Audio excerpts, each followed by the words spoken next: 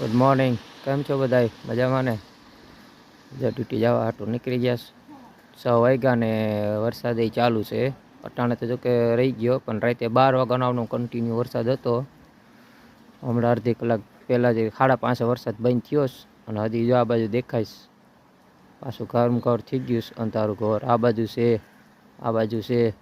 ઘરથી કોર વરસાદ જેવો માહોલ થઈ ગયો છે આખો.